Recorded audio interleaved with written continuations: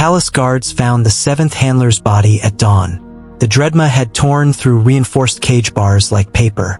Emperor Vakthal, watching from his throne room, was out of patience. The beast, 12 feet at the shoulder, midnight-scaled, amber-eyed, its jaws lined with crystalline fangs sharp enough to pierce starship hulls, paced its enclosure like a living weapon nobody could hold. The Grand Summit was 2 weeks away. Every major power in the galaxy would attend, and Vakthal had promised them a demonstration of imperial might. Instead, he had a monster that killed anyone who came near it. Krelvin, the aging master of beasts, had tried everything: pain compliance, neural conditioning, pheromone control. Nothing worked. Perhaps it would be wiser to destroy it, he told the Emperor. Vakthal refused. Admitting the Imperium couldn't tame one animal was not an option. "Find me someone who can control this beast," he said, "or I will find a new master of beasts." That same afternoon, a diplomatic tour passed through the palace menagerie. Among the group was Cho, a newly arrived human serving as Earth's assistant liaison, a nobody really tolerated rather than respected.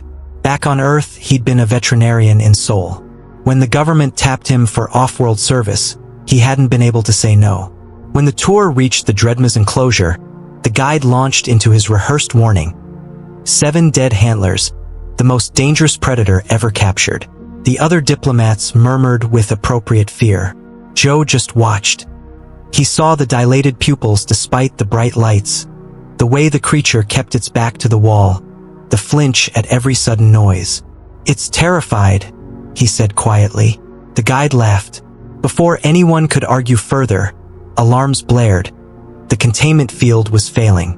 Guards scrambled into position with weapons raised. Krelvin arrived with neural whips and tranquilizer cannons, ready to sedate the animal by force. "You're going to make it worse," Joe said. "You're using pain to control it. That's why it keeps fighting back." With the field flickering and the beast seconds from breaking loose, Joe made an offer that stunned everyone. 10 minutes alone in the enclosure, no weapons, no protection. "If I'm right, I calm it down. If I'm wrong, you lose one diplomat instead of the Emperor's prize beast."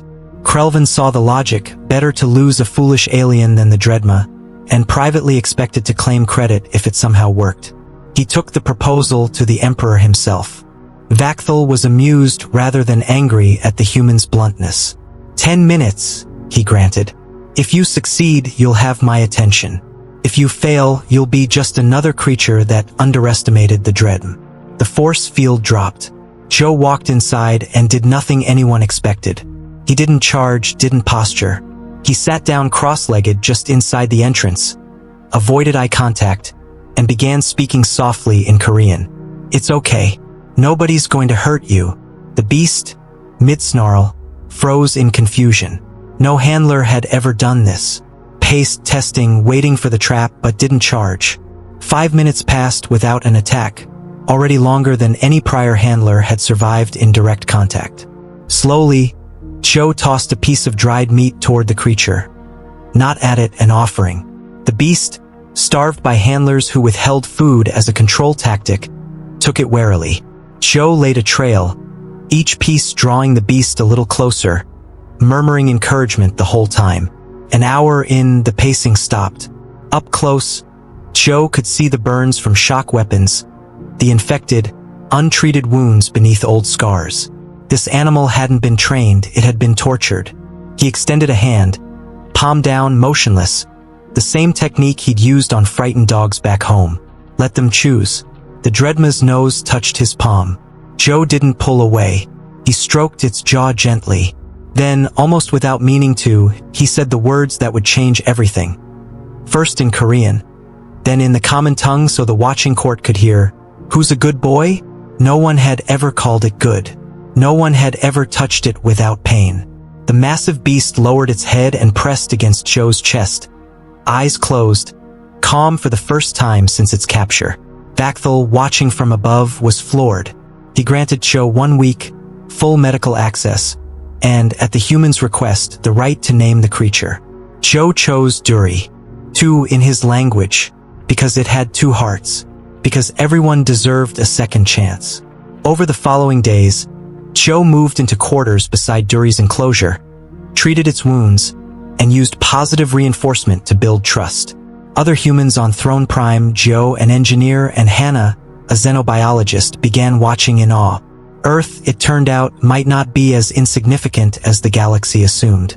Krelvin, threatened by a philosophy that undercut everything he'd built his career on, petitioned the Emperor to end the experiment. Vakthal compromised. In 5 days, Duri would perform a public combat demonstration before the Imperial Council. Fail, and Joe would be removed permanently. Joe trained furiously, commands, mock threats, and crucially a stand-down signal to call off Duri's defenses. The Dreadma learned astonishingly fast. It had simply never been taught by anyone who respected its intelligence. The night before the demonstration, Krelvin slipped into the beast's food stores and laced Duri's meal with 3 times the legal dose of a banned rage stimulant, enough to guarantee an uncontrollable, public rampage that would destroy Joe's credibility for good. The next morning, the amphitheater filled with thousands of dignitaries from across the galaxy. Duri walked in calmly beside Joe until the drug began to take hold. Its pupils blew wide, its movements turned erratic, and mid-command it lost control entirely, charging toward a box of ambassadors. Guards opened fire, only worsening the frenzy. Joe did the unthinkable. He ran toward the rampaging beast, throwing himself between it and the crowd, screaming its name. Through the chemical haze, Duri heard something it recognized, not a command but an identity. A friend's voice. It fought its own drugged mind with everything it had, clawing furrows into the arena floor as it fought to stop. Joe stood his ground and asked the question one more time. "Who's a good boy?" Duri's head dropped against his chest. Trembling, it collapsed at his feet, beaten by its own trust rather than the drug. A medical scan revealed the sabotage immediately. Confronted, Krelvin didn't deny it. He defended it as necessary to preserve true Imperial strength. Vakthal was unmoved. "You proved yourself wrong," he said. "It stopped not from fear, but because of the bond this human built with it." Krelvin was stripped of rank and exiled from beast handling forever. Joe was named Chief Handler of Imperial Beasts. In the years that followed, Joe's methods spread across dozens of worlds through a reformed beast academy. Handler injuries dropped 60%. Bonded creatures lived 40% longer. Old Guard resistance, the self-styled True Way Alliance, tried repeatedly to discredit the new approach, and each time the results spoke for themselves. Vakthal himself began questioning 10,000 years of Imperial doctrine, quietly incorporating Joe's philosophy into policy on how the Imperium treated its member species. Small decisions rippled outward. A commander choosing negotiation over slaughter, an administrator introducing welfare programs, each traced back to a lesson learned from one gentle human and one broken predator. 5 years later, Joe stood in that same arena, now filled with graduates from across the galaxy, each with a bonded beast of their own. Duri, graying but powerful, rested his head on Joe's shoulder. It was the same gesture from that very first day. "Who's a good boy?" Joe asked softly. Duri's tail thumped against the ground, just as it always had. The answer, Joe had come to understand, was never really about one beast. Every creature, every being, simply wanted to be seen, valued, and loved. Give them that, and they would move worlds for you, not out of fear, but because you had shown them they mattered. That was the human paradigm, and it was changing everything.